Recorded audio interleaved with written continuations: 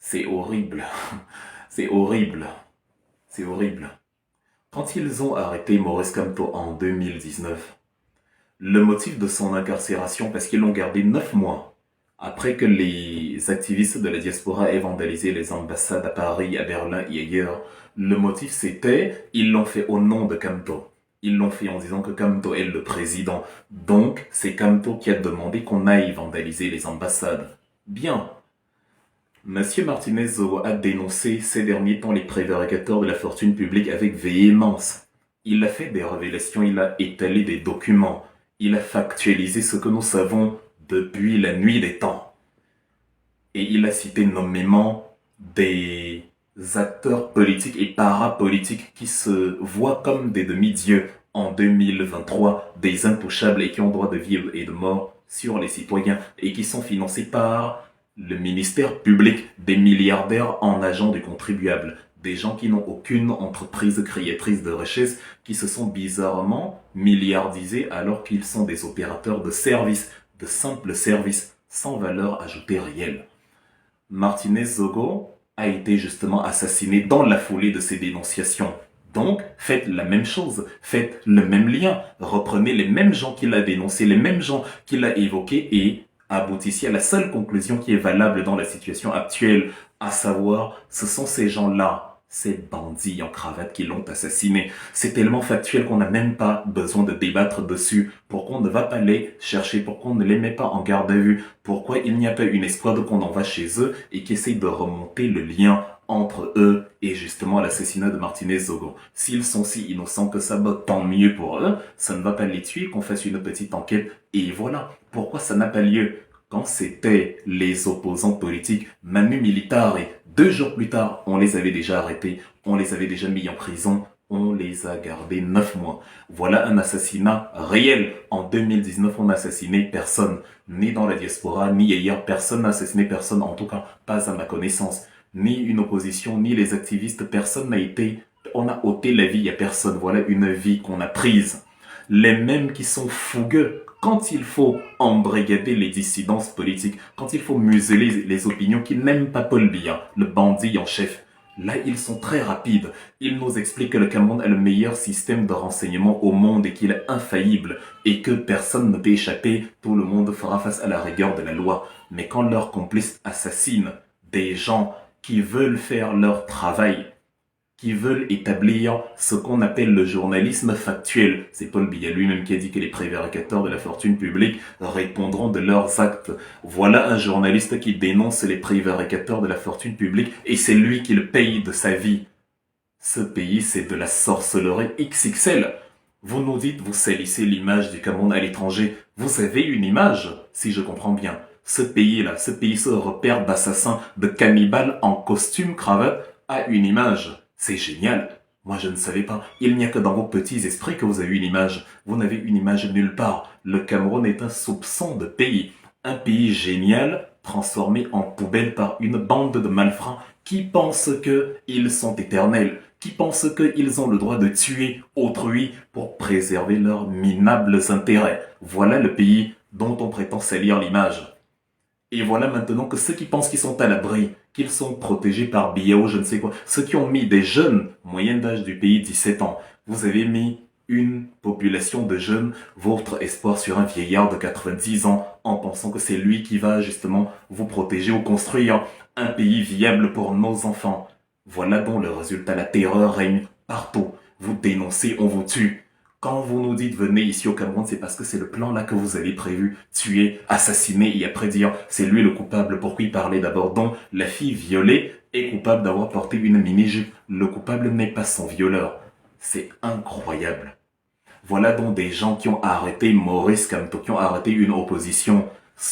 Parce qu'ils ont décrété que des gens qui ont justement occuper les ambassades parce qu'ils ripostaient au fait qu'on avait tiré sur des gens au Cameroun. Ils ont dit c'est Maurice Kamto qui les a envoyés. Dites maintenant, la personne qui a été incriminée, il y a un nom. La personne qui a été incriminée, il y a le président directeur général de la télévision la plus sale et la plus tribale de l'Afrique entière depuis la RTLM au Rwanda de 1994 a été cité en tête d'affiche par Martinez Zogo.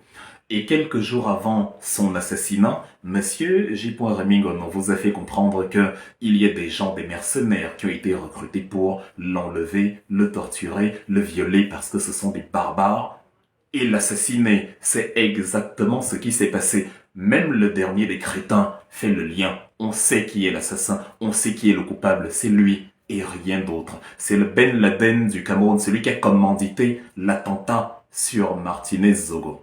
Il n'y a pas à aller chercher plus loin. Je le sais, vous le savez, il le sait, ils le savent. Dans la foulée, ce qui arrive à nos proches, si ce n'est pas les circonstances naturelles, et encore qu'elles sont maquillées, si des circonstances pareilles arrivent à nos proches, à nos familles ou à nous-mêmes, ici dans la diaspora comme ailleurs, sachez que ce sont les mêmes gens. C'est une cellule qui a pour seul programme politique l'assassinat. Ce sont des criminels, ce sont des animaux, ce sont des carnassiers. Ils ont pour seul projet de société le meurtre. Ils veulent jouir éternellement et ne les empêchez pas de jouir. Ils ont pour plan le meurtre. Ils sont prêts à tuer les 26 millions de Camerounais s'il le faut. S'ils sont 50, ils vont rester 50 dans ce pays pour jouir de la richesse. C'est ça le programme politique parrainé par le bandit en chef, celui qui vous dit que les prévaricateurs seront emprisonnés et dans la même période, 2 semaines plus tard, dès que vous croyez que, ah bon, on est protégé par le président, le soi-disant président. Il paraît que Kamto ne sera jamais président. Bon, il y a un président excellent là-bas qui protège ses populations. Dès que vous dites donc, bon, Paul Biya a dit qu'il va me protéger, je peux donc dénoncer les voleurs. C'est vous qui perdez la vie. Et vous pensez que vous avez un président, un fossile, ambulant de 90 ans, incapable de vous protéger.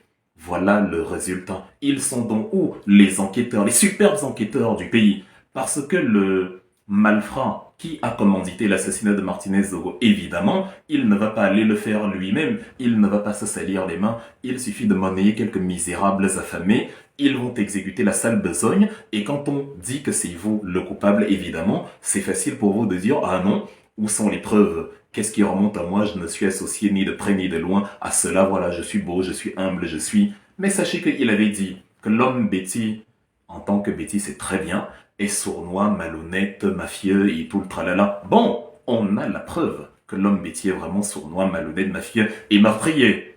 Ce n'est pas une question d'homme bêtis, on ne fait que reprendre la citation. Le gang de malfrats qui gouverne au Cameroun regroupe toutes les tribus.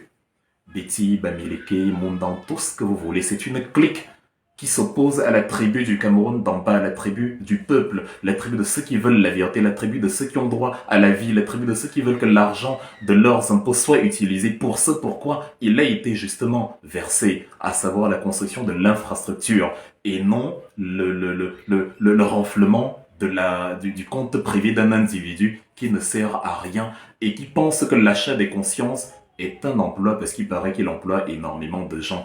Acheter des consciences à des misérables, ce n'est pas employer, c'est avoir des gens qu'on tient par par la trachée et qu'on empêche de parler et qui sont obligés de faire le chien-chien et de chanter nos louanges sous peine de subir le même sort que Martinez Zogo. Où est donc la police du Cameroun? Le ministre le plus nul de tous les temps. René Manuel, c'est le ministre de la communication qui ne communique pas et qui, quand il communique, te fait regretter pourquoi il a communiqué parce qu'il aurait mieux valu qu'il se taise, le ministre qui vous dit que bon, au demeurant, les journalistes doivent respecter la déontologie. Ah, sinon ils se feront assassiner et ce sera de leur faute. Voilà le ministre de la communication.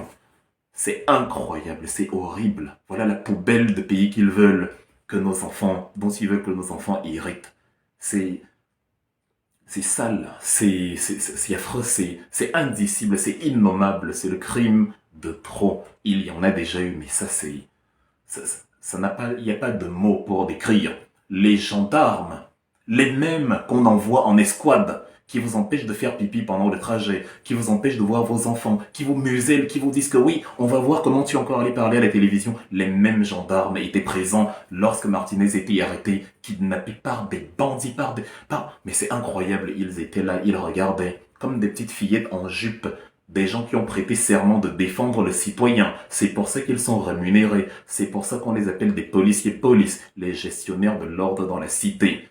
Ils sont devenus une milice qui ne se lève et qui ne sait montrer les gros bras que quand on leur dit « Voilà un opposant qui ne veut pas de Paul Biya au pouvoir. » Là, ils sont présents. Ils sont les meilleurs. C'est la rigueur de la loi. Le malfrat Atanganji vous dit que celui qui vend les œufs ne doit pas chercher la bagarre. Ah, paradoxalement, ceux qui sont venus capturer un concitoyen, eux, ils ne vendaient pas les œufs. C'est pour ça qu'on les a regardés débarquer, déporter quelqu'un comme lors de l'époque de l'Allemagne nazie, déporter un journaliste qui n'avait pour arme que sa parole, sa plume, aller le torturer, le violer, l'assassiner, jeter son corps comme un animal et inonder les environs d'une odeur insoutenable. Voilà le pays, voilà les gens, voilà la police du Cameroun. La police dont on dit, ah, elle va nous protéger. Ah, les policiers qui n'ont pas de carburant dans la voiture quand vous faites agresser, mais qui peuvent, on vous explique qu'ils ont assez de matériel pour traquer tous les Amazoniens du Nozo et tous les opposants où qu'ils se trouvent. Le service de renseignement le meilleur d'Afrique qui était incapable d'anticiper l'arrestation alors que des lanceurs d'alerte depuis la diaspora en étaient conscients. C'est sale, c'est lamentable. Vous salissez l'image du Cameroun, on salit ce qui est propre, on ne salit pas des excréments. Un pays transformé en poubelle par une horde de voyous ne peut plus être sali, il est la saleté elle-même. C'est incroyable, c'est incroyable. Voilà ce que Paul Biya va nous laisser. Il part en laissant le chaos, il part en laissant la désolation, il part en laissant un pays où vous avez peur. Vous vous réveillez le matin, votre préoccupation n'est pas alors je vais rentrer à quelle heure, je vais m'occuper de mes enfants, faire mes devoirs à X heures. Non, votre préoccupation est est-ce que je vais rentrer en vie chez moi ce soir? Vous n'avez pas de carte d'identité, vous n'avez pas de passeport, vous n'avez pas, c'est-à-dire le minimum vital, ils sont incapables de vous le fournir. Mais ils dépensent des millions de vos francs, de vos propres impôts pour vous assassiner. Et il paraît que c'est ceux qui dénoncent cela qui sont les déstabilisateurs du Cameroun. Voilà l'esprit perverti qu'on a inculqué à la génération actuelle. Vous avez un cancer, vous allez à l'hôpital, le médecin vous diagnostique le cancer, vous vous fâchez contre le médecin alors qu'il ne fait que vous dire de quoi vous souffrez. Le cancer du pays, du Cameroun, de la rivière, des crevettes, c'est le gang de malfrats. Je vous l'ai toujours dit, c'est un gang de malfrats. Je n'ai pas attendu Martinez Zogo pour vous le dire. J'étais en campagne au Cameroun en 2018, je les ai vus faire. C'est ce jour-là que j'ai écrit le premier texte où je dis c'est un gang de malfrats qui n'aiment que la nuit. C'est exactement ce que nous avons encore 5 ans plus tard. C'est un gang de malfrats. Les bandits, les microbes, les vrais assassins, ce ne sont pas ceux que vous voyez avec des machettes à Douala dans la rue. Ce sont ceux que vous appelez excellence.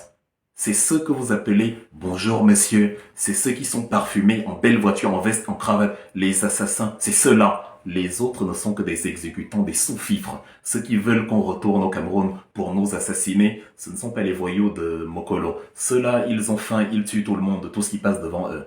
Ceux qui veulent, ceux qui ont ciblé une catégorie de personnes précises, à savoir ceux qui n'aiment pas le faux, ceux qui n'aiment pas le mensonge, ceux qui n'aiment pas le vol. C'est ceux-là, c'est ceux que vous appelez excellence, ceux qui vous ont dit que le patriotisme consistait à aimer Paul Biya. Même si vous voyez Paul Biya et son gang, son cartel assassiner vos concitoyens, il faut dire qu'il est toujours shogun. Parce que le patriotisme, c'est aimer le meurtre. La poubelle, ce n'est même pas la poubelle de l'histoire, c'est la poubelle tout court.